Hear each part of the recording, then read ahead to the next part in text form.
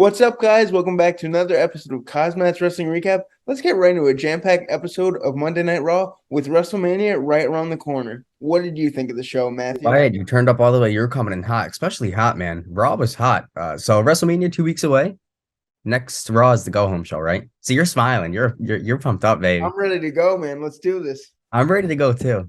All right. I think Raw was smooth. It really was. So the way they opened it up, I really enjoyed it. Kevin Owens and Sami Zayn coming down to the ring, joking about the crowd, liking both of them after a nice warm welcome. Of course, a huge pop, talking about how far they've have come, excuse me, not just the past few weeks, but the past few months. Sami Zayn being basically at his very best. Kevin Owens just phenomenal. Usos come out trying to rain on their parade. Didn't take long for Owens to issue a challenge for the tag titles at Mania. Usos accept before actually rushing to the ring to actually initiate a brawl. Jimmy actually saved Jay from a haluva kick. They grabbed some steel chairs. Officials came out to break up the fight, but actually backstage before this all ended, Solo Sikoa was shown arriving with Roman Reigns and Paul Heyman in a Suburban. Usos went back to end the segment, but it played out great. And you know what? I think we are 100% official with Kevin Owens and Sami Zayn, which they actually made it official later on in the night. But with this, I go, oh, baby, it's got to be true. Here we go, man. What a hot way to kick off the night. And Jimmy and Jay accepting the WrestleMania challenge for the tag titles on the line. So I'm here for it. Everybody was pumped. We all knew it was going to happen, but they finally finalized it just 2 weeks before the biggest show of the year. Now, that I believe is going to main event night one, and then obviously night two is going to be the Undisputed WWE Championship for the main event. But it makes sense to have both main event the show, just a perfect showdown. Now, speaking of Red Hot, let's talk about what we were advertised throughout the day. Austin Theory taking on half of the Street Profits, Montez Ford. Coming out alone, no Dawkins, just like last week. Dawkins was alone, no Montez. Montez in Theory, phenomenal. Austin was aggressive right out of the gate.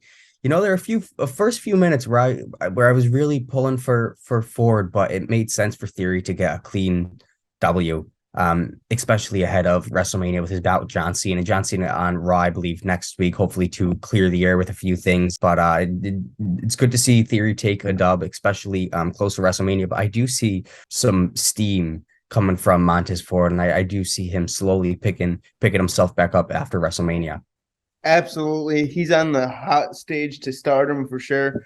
I could definitely see him winning the United States Championship in the future. Whether that's off Austin Theory, we'll have to wait and see. But these two in a match, give it to me over and over again for sure. Speaking of give it to me over and over again, no. Hell no, don't give it to me again. Brock Lesnar, his opponent at WrestleMania, Omos. Nice video package actually hyping their matchup. Brock Lesnar on Raw next week. Omos comes out for a match against Mustafa Ali. Poor Ali, he was decimated in under like 30, 45 seconds, barely had any time to catch his breath. Omos just with the W. Just too bad Ali was actually kind of thrown in subject to this. Kind of like Dolph Ziggler the past few weeks kind of given as just talent to kind of be beat upon. But I don't know. I don't know what they're doing with Dolph Ziggler and Ali, if they're going to either maybe form a alliance, not sure, but just, yeah. I don't know, just the definition of a squash match after a two-handed choke slam. Whatever. Let's move forward. I really couldn't care less about Omos and Brock Lesnar. Hopefully they say otherwise at WrestleMania because nothing's going to hype me up for that. Miz TV, excuse me, not Miz TV, Impaulsive TV. I'm not used to this being on Raw. Miz actually tried to approach Logan before he went to the ring, but Logan Paul had no interest. It was hilarious. And then Logan comes out to the ring. Actually having some issues with the mic after just cutting a nice promo. The crowd was definitely like feeling it, but they were going against him. Big boos. But dude, I can hear him on the mic like John Cena, like it's nothing in Theory and Seth Rollins. Like he's getting better and better. He really is. Oh, it was great. But Seth Rollins actually reveals that he was in the production truck messing with his audio, playing his own entrance music before headed out to the ring. Instead of yelling at him, Rollins actually tried to trip him and actually it got messy, leading to the announcers table. Rollins dove onto a few security guards before Logan put him down with a right hand, not once but twice, just like he did a few weeks ago. All I have to say is with Rollins being put down not just 1 week but 2 weeks to Logan Paul like this, Seth has to take the W at WrestleMania. Oh, I hope so. One thing is for sure, though, I think this match is absolutely going to steal the show, whether it's on night one or night two. It's going to be wait to be seen, but this is going to be a match that I really think can steal the show. And I got to give props to both Logan and Seth for selling the hell out of this thing. I think everybody knows it's going to steal the show. Now let's talk about next. It didn't steal the show, but it caught me by surprise. Dominic Mysterio out with Damian Priest for a singles match against Johnny Gargano, Dexter Lumis in Gargano's corner. Fast-paced matchup. Dominic actually was able to kick out last second from a nice super kick from Johnny Gargano. That's when the tables turned, putting Gargano away with a frog splash. Clean match, nothing fishy about it. Dominic took a W. I mean, it makes sense. It seemed unnecessary to have Gargano lose now, especially with a feud with Grayson Waller and NXT. But I mean, if they're playing their cards, I guess they're doing it okay. But Dominic taking a clean W, nobody caught this. By everybody caught it by surprise, especially me sitting at home. I kind of blurted out a little bit. But let's talk about next. Rhea Ripley coming out, delivering a promo about her match against Charlotte Flair. Damage Control coming down. Actually, a match was graded official right at the last second, with Bayley challenging Rhea Ripley. You know, it didn't really. I don't know what the point. Like, we didn't even need to see this, but you know what? It made sense. So we had Damage Control ringside, of course, with Bayley taking on Rhea Ripley in an impromptu singles matchup. Lita, Becky Lynch, and Trish Stratus showed up, of course, as they are set to take on Damage Control at Mania. But I guess what actually happened is Rhea Ripley took the W from a distraught Bayley. So nothing wrong with this, but you know, it was subpar at best. The match was good. I loved what they did for Damage Control and their opponents, Becky Lynch, Lita, and Trish Stratus. But I'm just not feeling Rhea Ripley and Charlotte. But you know what? I know definitely when the match comes at hand, it's going to be a banger.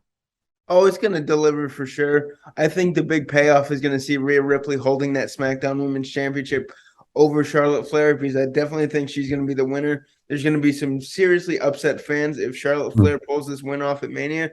I think it's going to be overall probably one of the best matches on either one of the Mania cards, and I cannot wait for it.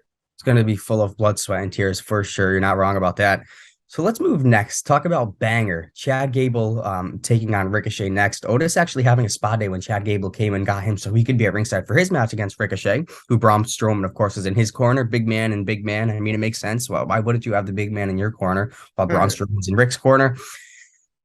He was able to come down for the match, but it didn't last long. We had a phenomenal matchup until I think it was Maxine Dupree came down and actually took Otis away from Chad Gable being in his corner. It's Otis. Okay, I'm sorry. Cut the BS. All right. Ricochet scored the win. Entertaining matchup. Shooting star press.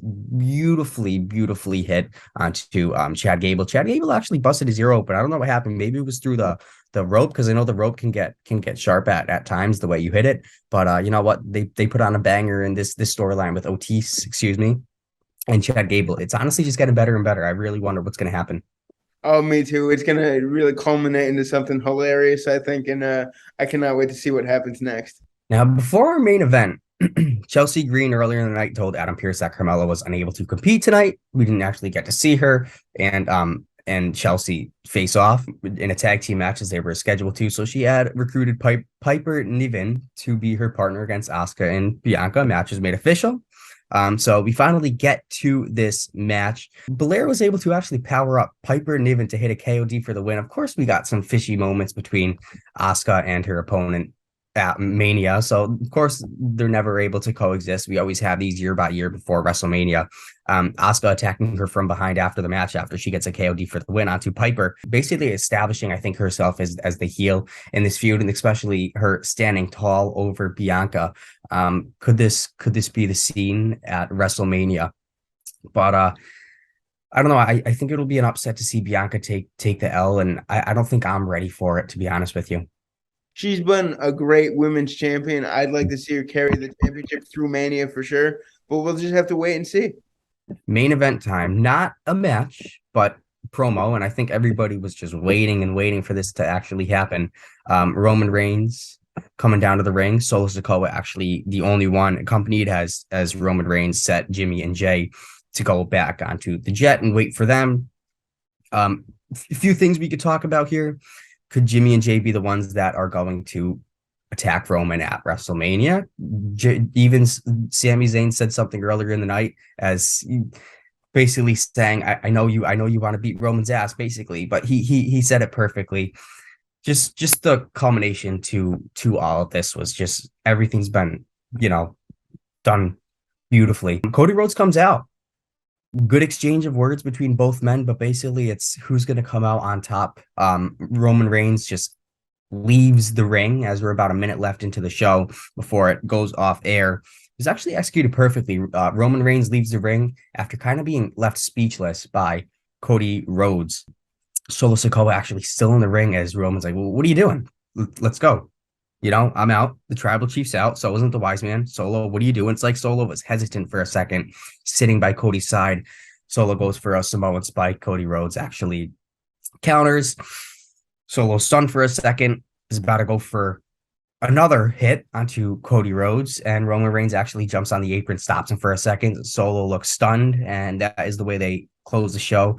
The layers building up perfectly towards WrestleMania. I see the cracks in the foundation more evident than ever. Not sure what's going to happen at Mania, but there are going to be some hearts broken with this bloodline, because we all know something's going to happen. You said it. This final segment was absolutely phenomenal. It's really got me excited. I loved how they had Cody standing tall against the bloodline to finish this thing out, and it's really got me hyped up for their match at Mania. Let us know what you guys thought about the end of this show. Always like, comment, subscribe, and we will see you Saturday with a SmackDown recap. Until then, peace out. Peace. This has been KozMatt. Thanks for watching.